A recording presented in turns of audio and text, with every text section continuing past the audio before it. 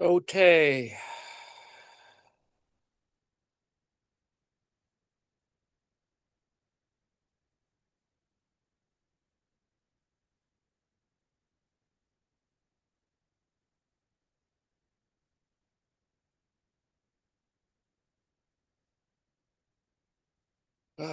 Sequences. Okay. This is the prep for what will later this today, this evening, will be Wednesday office hours.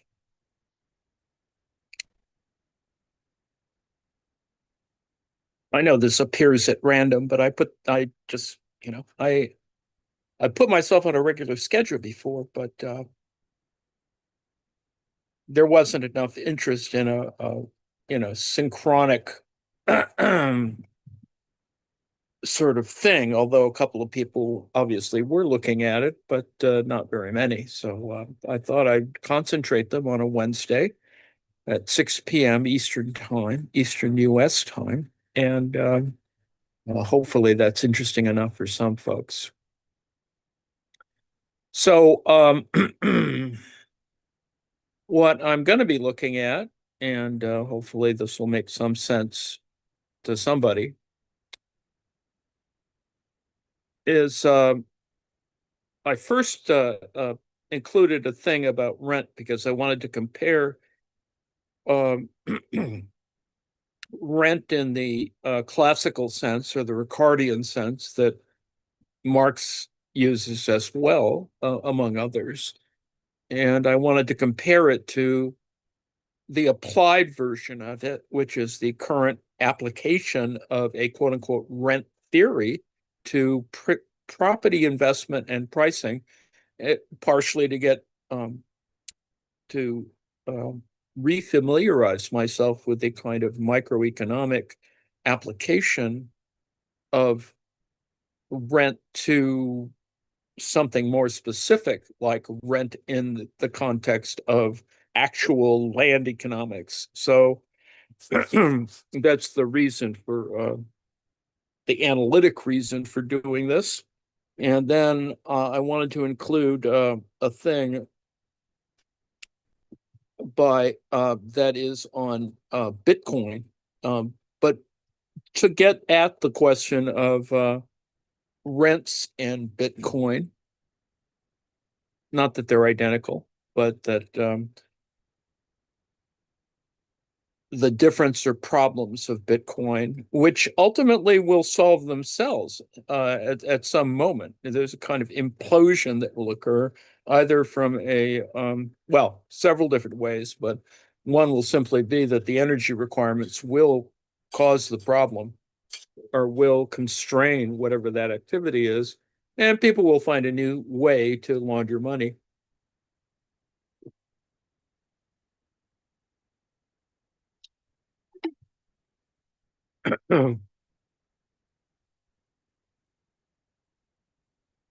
So, um, we'll do a little bit on this book by W.D. Fraser, and not unlike my obsession with Marxist accounting, but he's not a Marxist, but it is interesting to sort of see kind of a canonical text on this. And I pulled out the chapter of, because we're looking at rent and surplus, or the concept of his chapter is the concept of rent as a surplus.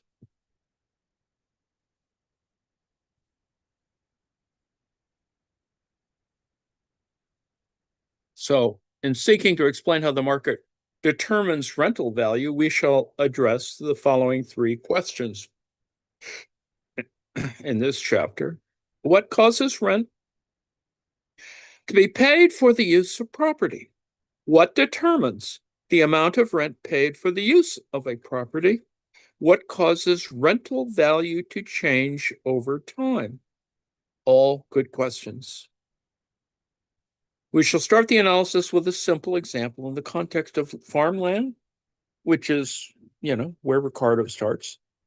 then introduce a more rigorous theoretical examination, and finally convert to the practicalities of urban property. Ultimately, that's what he's talking about is sort of how urban rents um, function within a market context. So that's kind of the whole purpose of his text, which I assume is a standard text for real estate economics or something like that.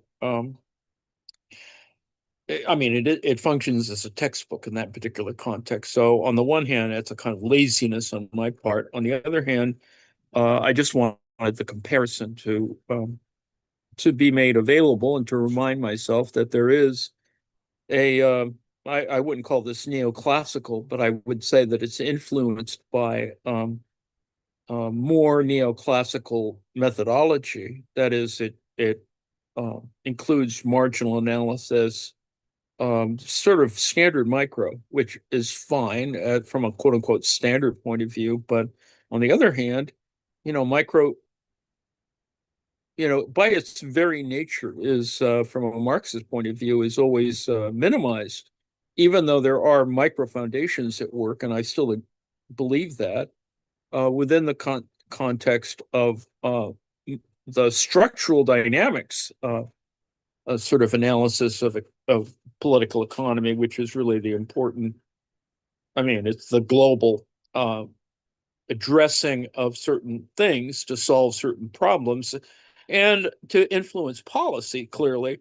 But part of it is simply heuristic. That is that uh, macrodynamic or econophysics models, I think, allow us to prove that not only is Marxist political economy ultimately a science, as long as you sort of pay attention to how it's constructed, but also, and from a scientific point of view, that it is a kind of, without going into deep detail, it obviously, obeys, or its mathematical modeling obeys certain physics type models, particularly on the issue of, big data, large scale information, and also uh, the idea of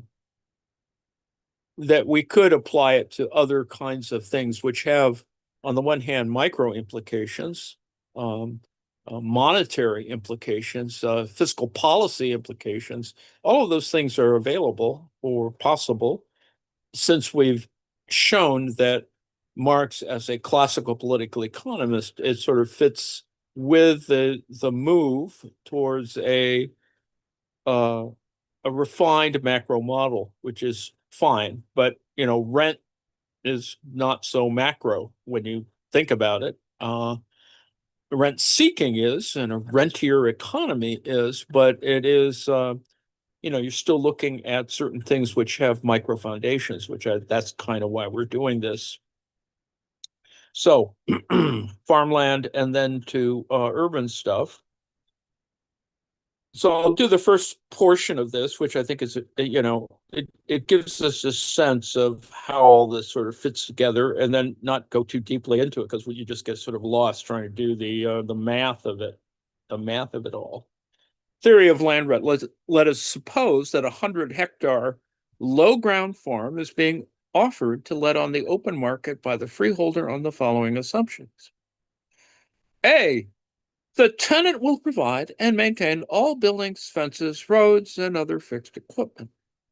B, the lease is on a year-to-year basis, i.e., the lease can be terminated by either side at the end of any year, and the rent may be reviewed annually. So, in the British context, for the purpose of this discussion, the Agricultural Holdings Act and related legislation have been repealed. C, the two most profitable uses of the farm are, number one, livestock production and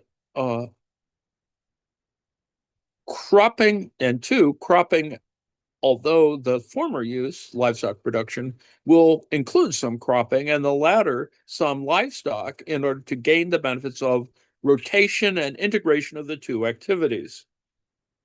The expected revenue and costs per hectare of the two uses are shown in Table 14.1. If these figures reflect the expectations of the most competent and efficient farmers, then the rent to be paid to the landlord for the 1-year lease of the farm would tend towards 100 pounds per hectare, 10,000 pounds for the farm. B, the land would tend to be used for cropping rather than for livestock.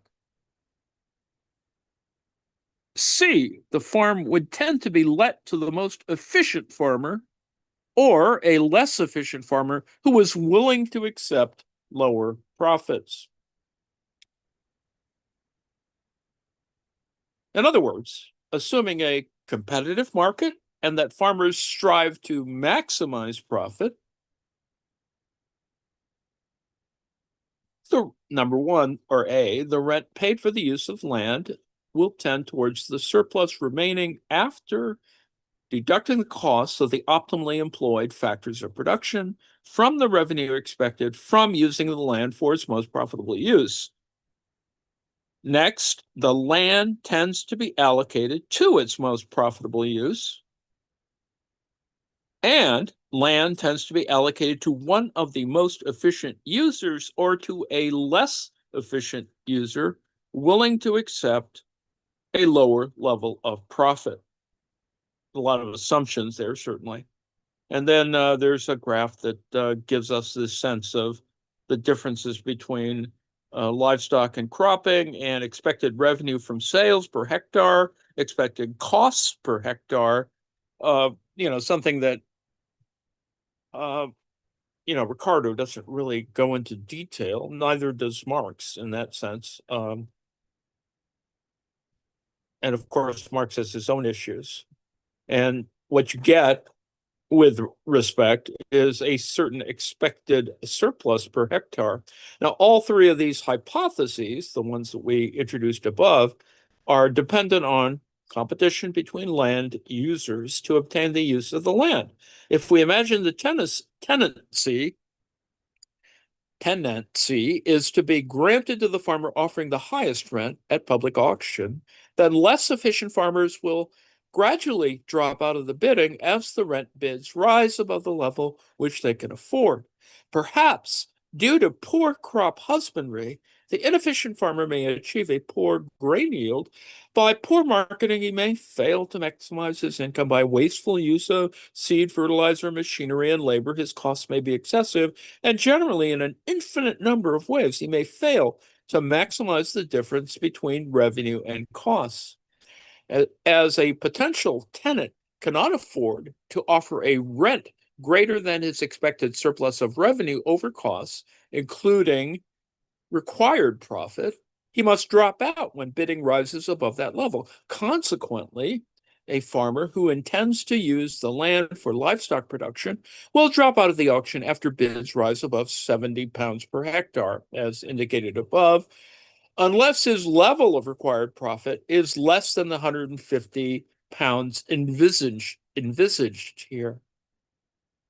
Assuming that all farmers require the same level of profit, the farmer who is willing to offer the highest rent must intend to use the land for cropping and must tend to be the most efficient.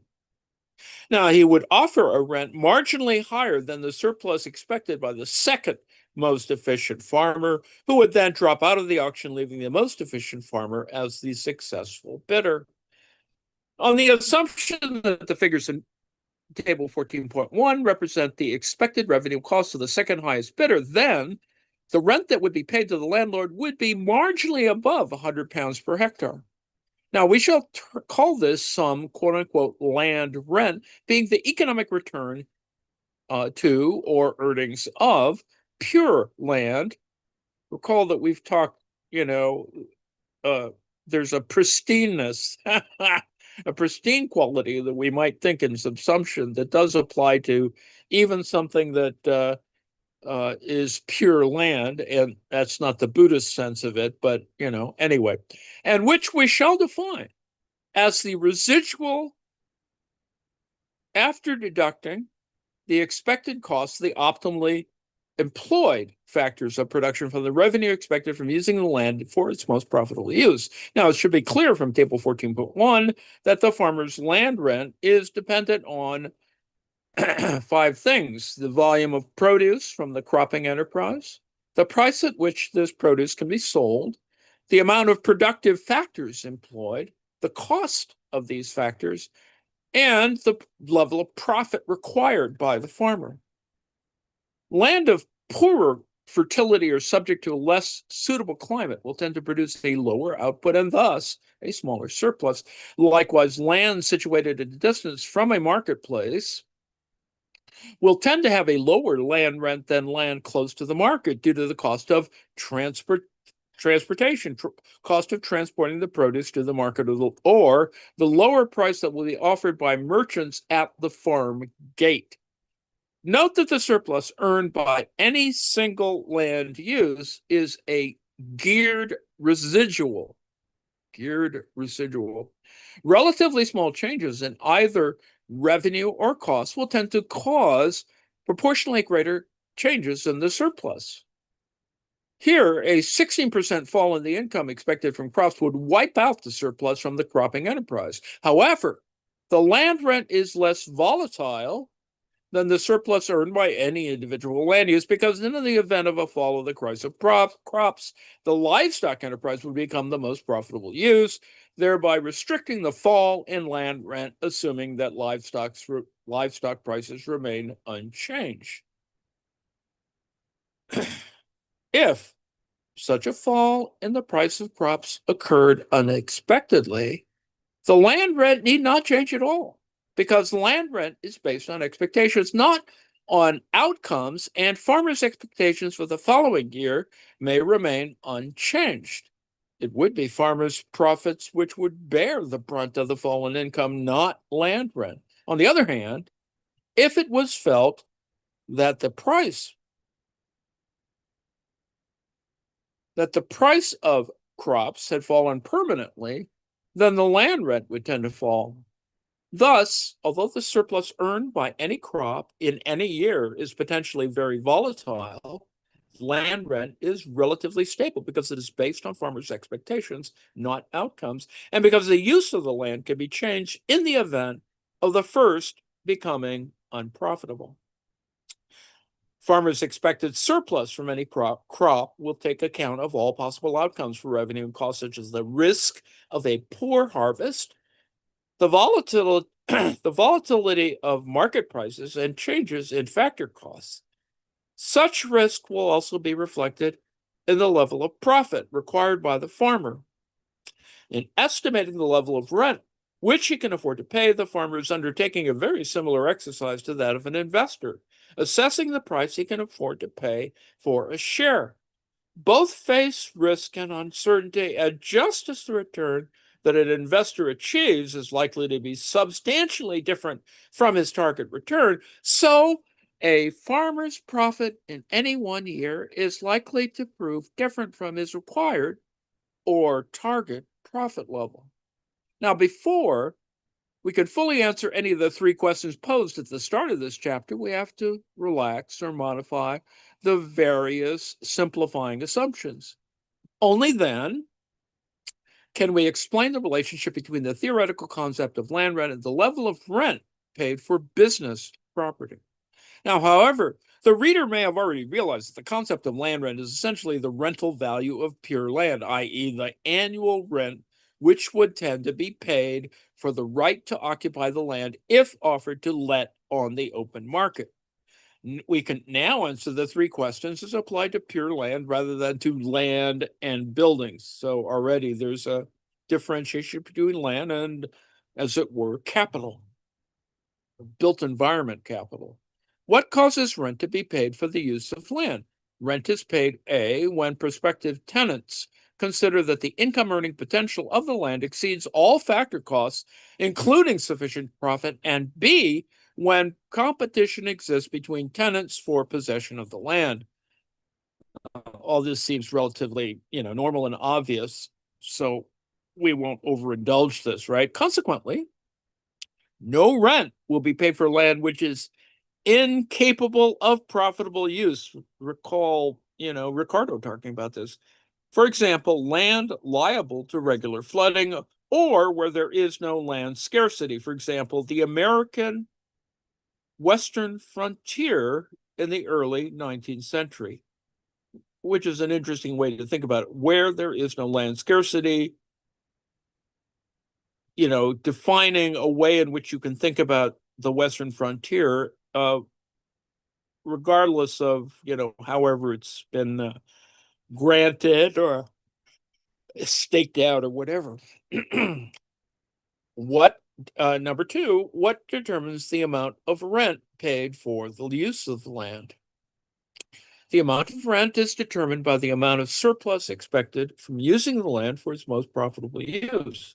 The profit required by the tenant will depend on profit available on alternative but similar land, which in turn will depend on the intensity of the competition to obtain possession of such land. The level of required profit will also depend on the risk involved in the use of the land and such non-financial considerations as pleasure or prestige obtained from its occupation. You can already see how this applies to people like Trump. The greater is the competition to obtain possession of land, Greenland, the lower will be the tenant's target profits, and consequently, the higher will be the rent that tenants are willing to pay. And what causes rental value to change over time? Now, the rental value of land changes over time due to changes in the expected surplus of income over the cost of using the land. This, in turn, results from changes in the productivity of the land, the market price of produce, and the productivity and cost of the factors of production. For example, the rental value of arable farmland has risen substantially over the post-war period due to the rising price of farm produce. Increases in productivity due to improved seed varieties, weed killers and fertilizers, a fall in the cost of labor due to the introduction of efficient machinery, and the improved knowledge and management skills of farmers. Before explaining the link between land rent and the rent actually paid for the use of a property, we will examine the conditions under which factors of production are optimally combined. Next section, land rent and the theory of factor combination. The theory of factor combination derives from the law of diminishing returns, which states that when successive units of a variable factor are combined with a fixed amount of another factor, then eventually the resulting increments in output, that is, per unit of the variable factor input, will decrease, i.e., the marginal product will eventually diminish. This is where marginalism and the neoclassical model sort of impinges. Even though, yes, of course, the marginalism is still functionally, well, you can argue functionally classical. In illustrating this principle, it's appropriate to imagine land as the fixed factor with which successive units of capital, the variable factor, are being combined, period. The principle is illustrated in figure 14.1. The total product curve traces the output of the land resulting from the combination of varying units of capital with the land. The principle is illustrated by changes in the increase in output, the marginal, that is the marginal product, which result from the use of each additional unit of capital. The marginal product is shown hatched and is plotted as a separate schedule from the baseline. The principle of diminishing marginal returns is thus seen to operate after the use of 3 units of capital because thereafter the marginal product declines with the addition of each successive unit. Note that the final product must continue to rise so long as the marginal product is positive. If the fixed factor is assumed to be a hectare of farmland not shown in figure 0.1 and the variable factor as seed, then the total product curve shows the output of grain cropped as a result of varying units of seed being used, and the marginal product curve illustrates the extra grain cropped as a result of the use of extra each extra unit of land. So that's what this looks like. And you can see it has, a kind of regular marginal curve. And you can see that simultaneous to every point on the total product curve, you have a corresponding marginal product, which of course diverges, mathematically speaking.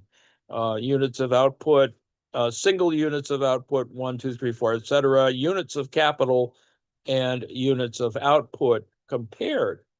And the quote unquote law of diminishing returns.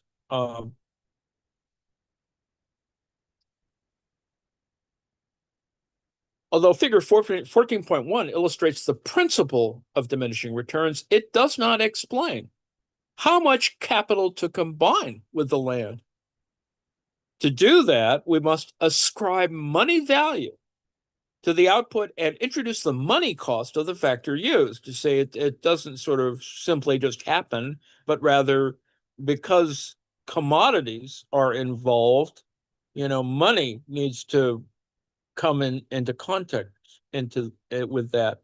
Consequently, in figure 14.2, the marginal product curve has been given a price dimension. See, go to money. Because there's a money commodity, there's a price dimension, and then ultimately value. So price dimension, i.e., instead of representing the marginal physical product in units of grain, it represents the marginal revenue product, MRP, being the money value of that produce. So already you can see there's layers of abstraction. They're less problematic because you sort of have to define what a unit of capital is, and it's a unit definition problem. But it has dimension, as you can see. We've also introduced a schedule showing the cost per unit of the capital, and it's likely that the unit cost of capital will be constant no matter the amount used. So there's some Pareto assumptions going on here. As the total product is merely the sum of the marginal products, that schedule has been omitted, right? Total product is the sum, right, of the marginal products. You could draw it, but it's not, included. That schedule has been omitted, and the scale of the diagram has been enlarged for clarity. Now, we now have sufficient information to explain the optimal amount of capital to combine with the land if the user of the land employs less than OX units of capital. The marginal revenue earned by an extra unit exceeds its cost. Consequently, it's profitable to employ additional units of capital up to OX units. If more than OX units are employed, by the cost of the last unit exceeds the revenue it earns. OX is therefore the profit maximizing number of units of capital to combine with the land. Now, obviously, one is more manipulatable than the other, marginally speaking, capital versus land. So that's what this looks like. Marginal revenue product curve, cost unit of capital, units of capital is pretty, standard micro, optimal combination of factor inputs. So we've replaced, pounds and price and all that stuff against units of capital. Thus, we have a theory of the optimal combination of a variable factor with a fixed factor. The optimal amount of the variable factor to employ depends on its unit cost and its marginal revenue productivity when combined with the fixed factor. However, in reality, productive activity involves more than two factors, neither of which need be fixed. It takes buildings, machinery, labor, and enterprise to farm or to undertake virtually any business activity on land. Just as there is an optimal combination of factors with land, there is also an optimal combination of all factor inputs with each other. Note this optimal or optimizing kind of idea is important, necessary in sense to get this all to work out properly. How far from optimal we get, of course, is what is sort of being attended to. So you see the portion that is land rent as a surplus when you compare units of variable factors, cost per unit or cost to unit uh, of variable factors and the variable factors and the marginal revenue product curve. Now we shall assume that the cost and revenue curves in 14.3, figure 14.3, represent the cost and marginal revenue earned when a package of optimally combined variable factors is employed with the land. The package would include all factor inputs necessary for efficient farming, including the buildings.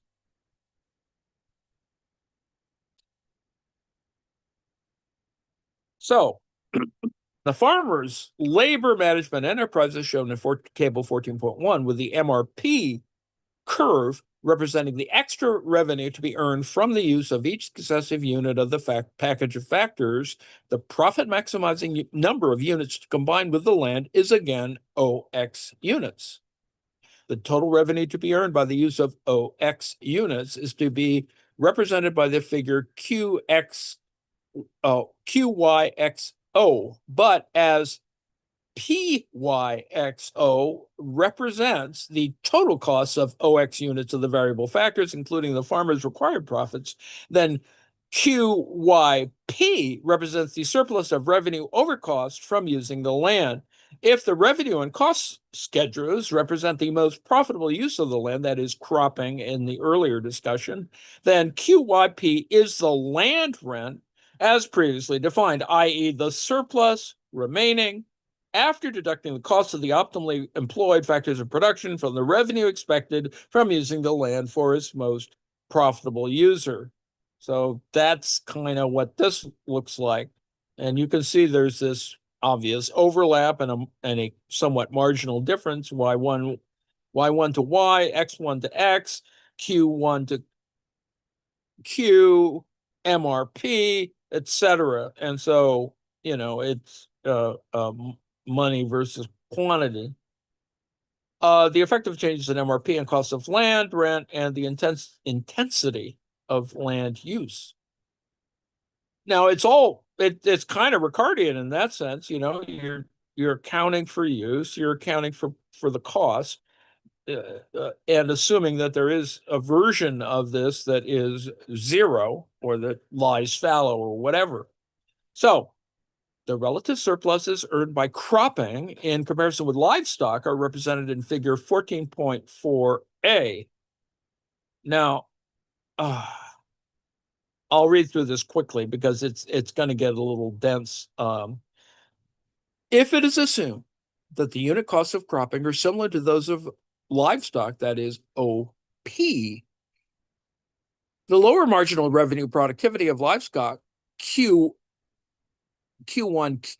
Y2 in comparison with the cropping, QY results in a lower surplus Q1 Y1P instead of QYP, as well as in the use of fewer units of the variable factors OX1 instead of OX. This could explain why in table 14.1 higher costs per hectare were ascribed to cropping compared with livestock. Now, that's a fancy way of saying, it is going to ultimately, and without going into a Marxian thing, but the costs are higher because of a variety of things, including labor. And the livestock doesn't necessarily take care of itself, but we're, talking about different ways in which you need to do cropping versus, livestock, husbandry, whatever. It is not stock, but because marginal productivity theory suggests that it is not because unit costs of cropping were considered to be higher than for livestock, but because marginal productivity theory suggests that profit maximizing farmers would employ more units of the variable factors for the cropping enterprise. In other words, farmers would use the land more intensively for cropping than for livestock production. Figure 14.4a also illustrates The effect of a change in the MRP of the most profitable land use as a result of the change in prices of the crop and then the downward sloping and et cetera, et cetera. You're going to get lost if I read all this, but I think you can see where this is going. Figure 14.4b shows that the effect of a rise in unit costs from OP to OP1 and the assumption that the MRP remains stable, land rent will fall from QYP to QY1P1, and the amount of variable factors employed will fall from OX to OX1. So the land rent depends on the MRP, the marginal revenue product, and the unit costs of the optimally employed factors involved in using the land for its most profitable use. Land rent will change over time as a result of changes in the MRP and factor costs. As well as providing a graphical representation of the original example, this more theoretical study has enabled us to derive a theory about the intensity of land use, which is important both to the study of rent as well as to our later study of property development. So you can see where this is going to head. The amount of variable factors used in combination with land depends on their cost and marginal productivity when combined with land.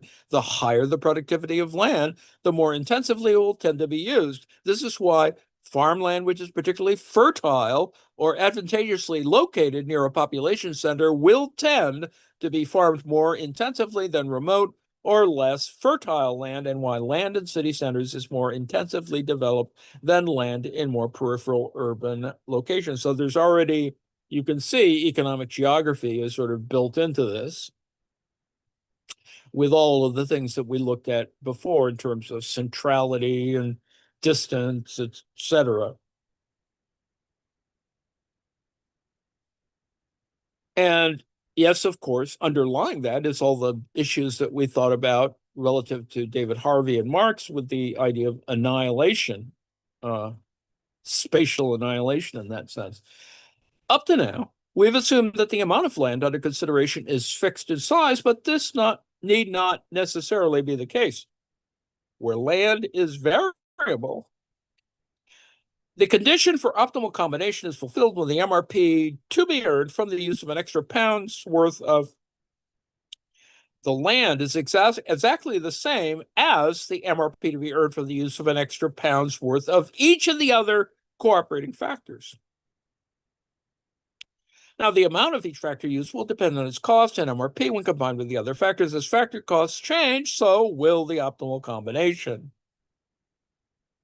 If land is cheap, it will tend to be used liberally. If expensive, it will be used intensively. So you can already see what's going on here. And, this is what Marx is talking about when he talks about surplus relative to versus absolute.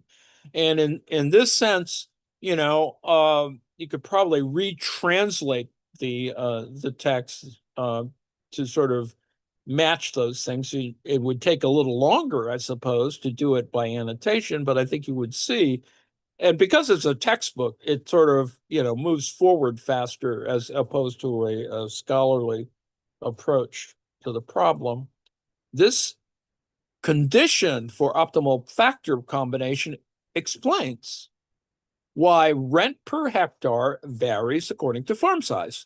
Factors are not available in 1 pound units, but are largely indivisible.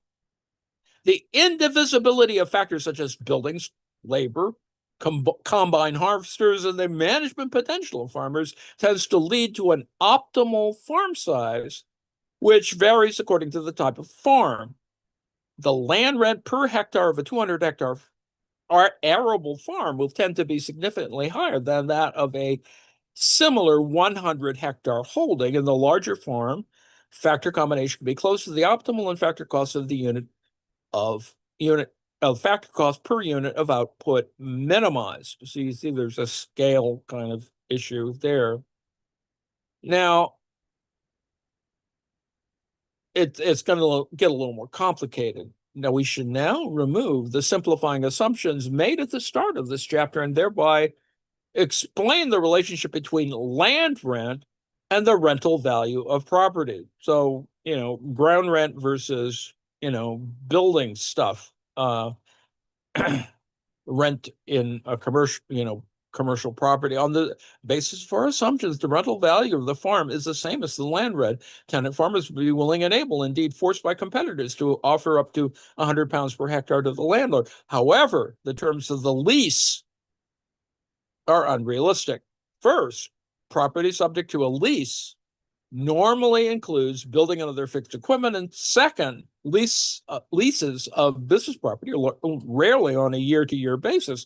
Rent is rarely a single payment for 1 year of occupation. It is usually a sum paid annually for a longer period of occupation. This is that scale thing that sort of I've implied. Under the Agricultural Holding Acts and related legislations, tenant farmers have security of tenure for life and are subject to regular rent review. And you can see this is something that kind of, you can see how this has evolved from, the feudal period, and that, it's important to provide, as it were, certain feudal guarantees or contractual constraints on this stuff.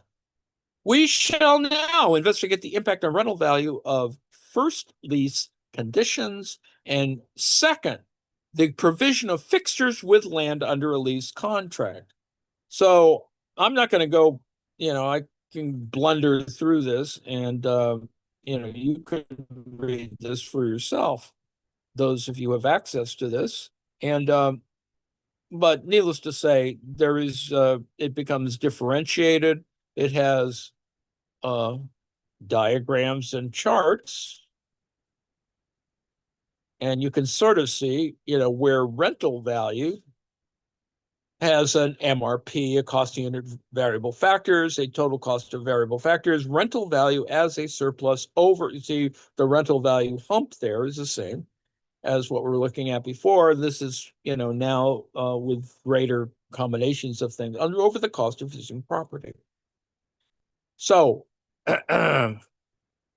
reverting finally to the three questions posed at the start of this chapter, we will conclude that 1, rent is paid for the use of property when prospective tenants in competition consider that the revenue earning potential of carrying on a business activity on the property exceeds the cost of the factors which they must provide, including normal profit. Number 2, the amount of rent paid for the use of a property, that is its rental value, will tend towards the surplus expected by efficient tenants after deducting their expected business costs, including normal profit, from the revenue they expect from using the property for its most profitable use. Number 3, the rental value of a property will change over time according to changes in the expected surplus of revenue over costs. The following conclusions are worth stating. Number 1, the surplus concept envisages rental value as an expected supernormal profit, which competition forces tenants to pay to the landlord. An expected supernormal profit. You can think of this, of course, as other sorts of issues, right? A supernormal profit is, what is its relation to, for example, super exploitation? Anyway, rental values will tend to vary according to changes in the profitability of the type of business for which the property is best suited. C, or 3, a property's rental value will depend not only on the physical land and buildings, but on the terms of the lease, including, for example, the length of the lease, rent review period, and repairing covenants. Number 4, the greater the rental value of a property, the more intensively it will tend to be used.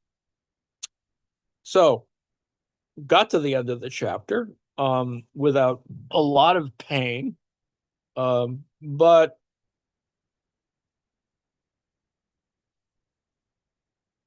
so now we're going to look at the Bitcoin thing, and you can, obviously read this for yourself, but it sets some general ideas. Quiggin, has written a couple of interesting things on this very concept. And of course, Quiggin is the same guy who gives us certain other writings as well. the sudden drop in the value of Bitcoins, a hot new internet currency, has added urgency to the question of whether Bitcoin is the way of the future or just another bubble. Not to keep readers in suspense, the answer is it's a bubble, but particularly interesting example of one. In particular, Bitcoin represents what ought to be the final refutation of the efficient markets hypothesis, which still guides most regulation of financial markets. And yes, this is a big problem, but there's a tremendous literature, working out kind of the exceptions to this or the problems related to it. But the fact is, it kind of runs as a kind of folk model in some ways. But anyway, before going any further, what is Bitcoin? As with any question nowadays, Wikipedia provides a good initial explanation and plenty of references. For our purposes, however, the most important fact is that Bitcoins are initially produced by running difficult but useless algorithmic calculations. Difficult but useless algorithmic calculation. By analogy with gold, the producers are called miners. The number of Bitcoins that can be produced has been set to a predetermined schedule from 2009 to 2140, when we'll all be dead, by the organizer of the scheme, who uses the pseudonym, although there's questions about this. In fact, one rumor created probably by Elon Musk that he's actually met Satoshi Nakamoto. Anyway, since the number of new Bitcoins allowed halves every 4 years, and computers are getting steadily faster, the complexity of the computation required to produce each coin is increasing rapidly. You can see there's a kind of constraint built on this, because on the one hand, it appears finite, but it's built on, it represents nothing in another sense, which is problematic. Once Bitcoins have been produced and authenticated, the miners are free to exchange them for US dollars. See, this is where, Bitcoin grifters, like Trump, he's just in one sense, a minor version, but one with a lot of political power, is operating. The miners are free to exchange them for US dollars at the market-determined exchange rate. Alternatively, they may use them to buy goods and services from anyone willing to take Bitcoins in return. So initially it's, money laundering and drugs, but now it's become, integrated, and there is a literature and a phenomena where Bitcoin, and showing how this all connects together, is people, just to use a crude example, some people, maybe it's some corporate people, we'll see, willing to take Bitcoin, for your monthly rent, your rental payment, or for leases in that sense. So that's kind of an interesting example. That is to find a landlord or a property owner willing to take Bitcoins. It may seem that Bitcoin is like a fiat currency issued by government. Well, no, it isn't. But writing in the Wall Street Journal, Jack Huff says precisely that it's a purely online currency with no intrinsic value. Its worth is based solely on the willingness of holders and merchants to accept it in trade. So in that sense, it's not so much, it tends to the side of exchange as opposed to the side of use, to go back to our, more Marxian ways. In that respect, it's not so different from fiat currencies like the dollar or the euro, but whereas governments back such money, Bitcoins lack central control. Now, underlying, of course, this lacking of central control is this kind of a false consciousness, or a fiction even, that, a libertarian might have, that, well, it's, it's sort of anti-government in that sense at the very crudest level, but, and more autonomous, or more anonymous in that particular case, not unlike cash. So you can see where this is. Some people are attracted to this particular thing, and of course, if you're a drug dealer, I assume that's, or in some criminal enterprise. Needless to say, that's why some people, create bitcoins or invest in them or create meme coins or whatever, which is even more illusory. But this is a misunderstanding of what money does and where it came from. The fiat, that is fiat, like fiat looks, let there be light. In fiat money represents the power of governments to command and tax. Because of their power to tax, governments can make money by fiat, simply by declaring their willingness to accept that money in repayment of tax debts. And this is where modern money theory sort of comes in. And this taking fiat in a more rigorous and more analytic way, perhaps. Historically, money arose from and in conjunction with this power. Now, this point has been made repeatedly over the years, most recently in David Graeber's controversial Debt, the First 5,000 Years, which we should actually read in detail, a surprise publishing hit from a mere anthropologist.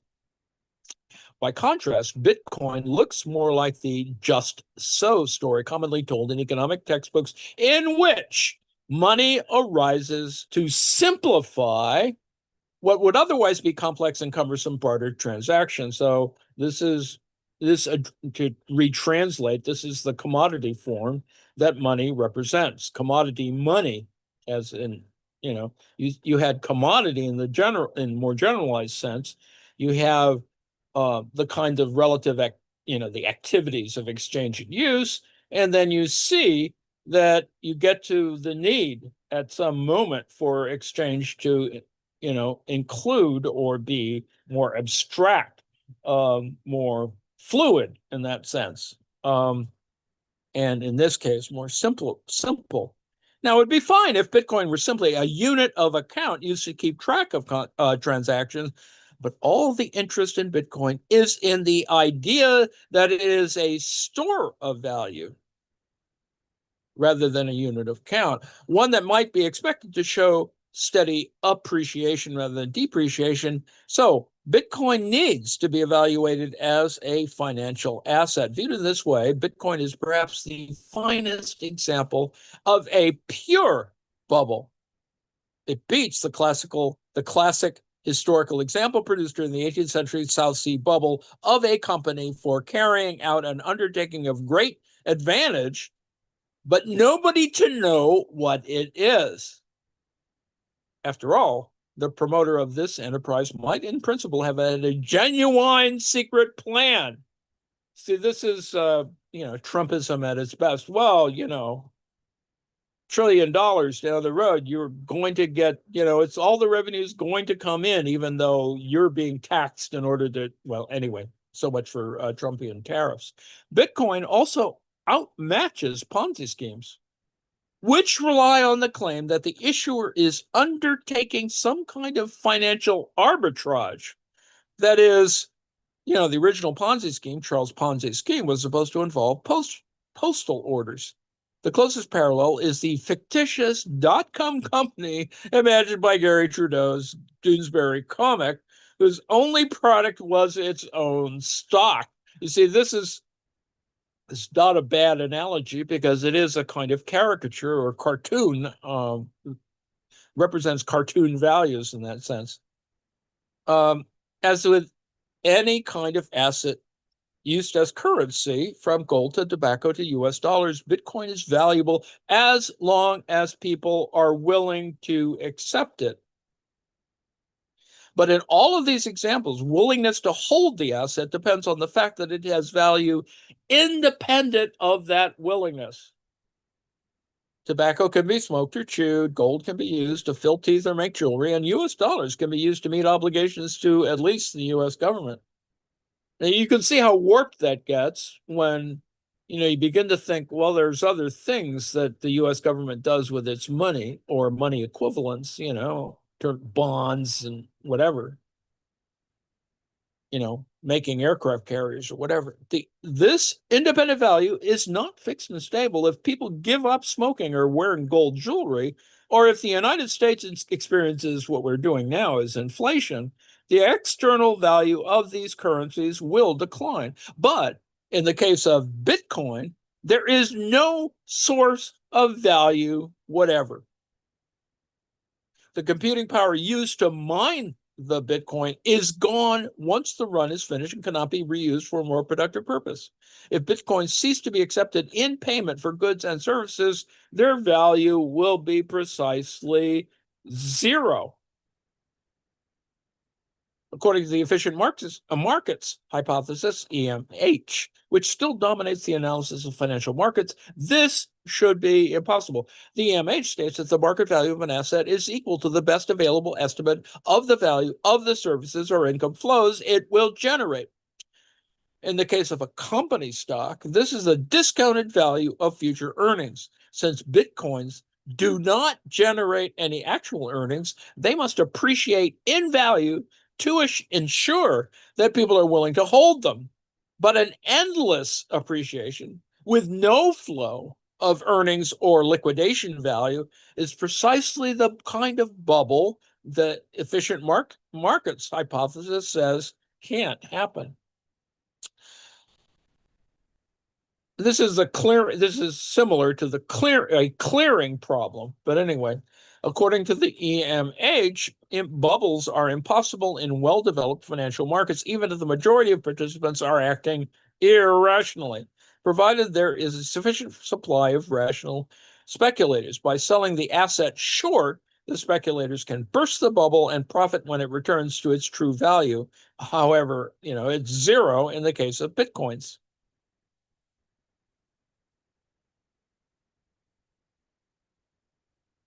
There is a market for Bitcoin derivatives that should allow just such short selling. Now, note that derivatives have the same issue as mathematically, you could show in the prior financial crises. There are multiple ones, and derivatives have some relation to it. It is thinly traded at present, but there's no obvious obstacle to its expansion. And the total value of outstanding Bitcoins is $1 billion when this was written, a hefty sum, but well within the reach of a George Soros or a Warren Buffett. The problem, it seems, that it is impossible to time the bursting of a bubble. Famous speculators like Julian Robertson bet too early against the dot-com bubble of the 1990s and lost their money. In the case of Bitcoins, the obvious time to bet on the bursting of the bubble was in 2011, when their value plunged from $30 to $2. Note, of course, that, the value is for a particular unit within the context of crypto is problematized for a variety of other reasons. But as things have turned out, that would have been a recipe for disaster. As Keynes is supposed to have said, apparently apocryphally, quote, the market can stay irrational longer than you can stay solvent, unquote. Bitcoins will attain their true value of zero sooner or later, but it is impossible to say when. Now, it's constrained, of course, 2140, et cetera. So, make hay while the sun shines, I suppose. The Bitcoin bubble at $1 billion is tiny compared to those that burst in 2000 and 2008. Nevertheless, because Bitcoins are the most demonstrably valueless financial asset ever created, they represent the sharpest ever refutation of the efficient markets hypothesis. Now, financial regulators are said to be considering oversight of the Bitcoin market. Now, this is not identical to the need, like, the Federal Reserve is, studying digital money in a variety of ways. So this sort of is included. probably in the remit eventually. They anyway, financial regulators said to be considering oversight of the Bitcoin market, they would be better off leaving it to its inevitable demise and reconsidering the assumptions on which they have repeatedly allowed financial speculation to bring the world economy to the brink of collapse. So this is, I think this points to problematic elements where, in fact, you could say that's exactly it becomes that when you pay your rent in Bitcoin, for example. Um, on the one hand, it works from a rental point of view, but maybe not so much from a leasing point of view, which, is kind of the, a problematic relation. Anyway, so I've gotten to the end of my yammering here. And hopefully you found this particular reading somewhat interesting, even though it's, relatively conventional. And of course, our author here, Quiggin, has written other things like Zombie Economics, that is, how dead ideas like the efficient markets hypothesis still walk among us. So, I mean, he makes a comment that, it is the great moderation, blah, blah, blah, blah. They're, surviving the zombie apocalypse, certainly is possible if you properly critique all this stuff. On the other hand, there's a lot of chaos out there. And, so it's important to look at risk. It's important to critique the efficient markets hypothesis, a much larger question about dynamic stochastic general equilibrium, and then, of course, critiquing the idea of trickle down economics, because that's how most capitalism operates, assumes that wealth can be constructed equitably for everyone, and in fact it's not. It's completely asymmetrical, and always asymmetrical. It's never not, asymmetrical.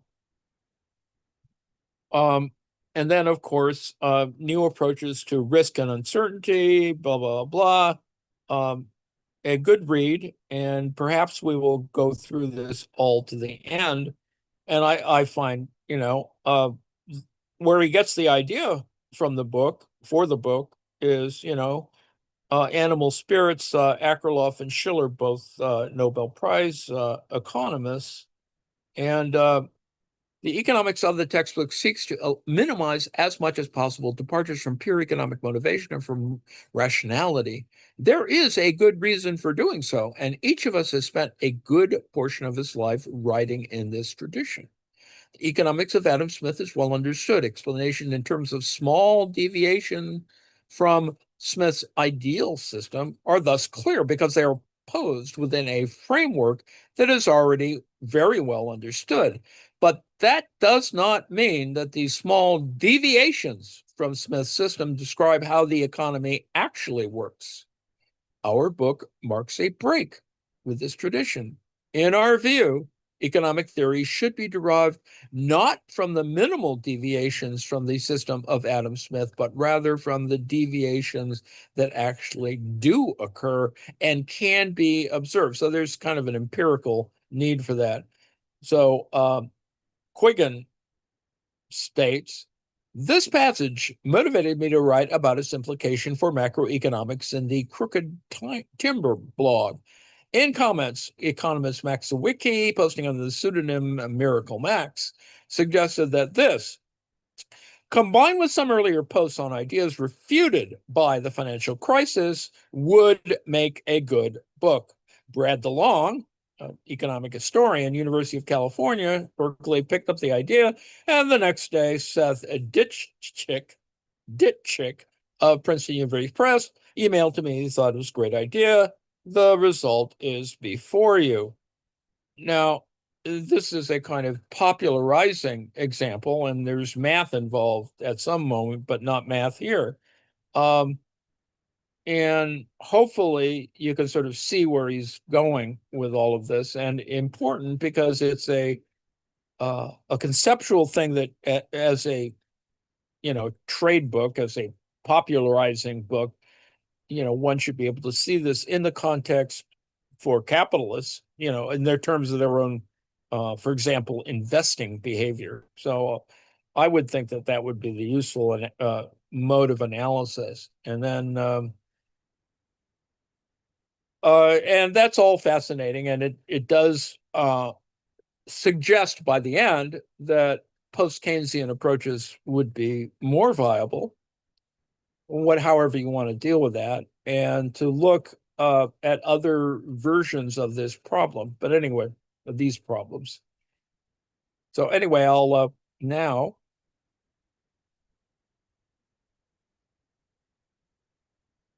shut the live stream off.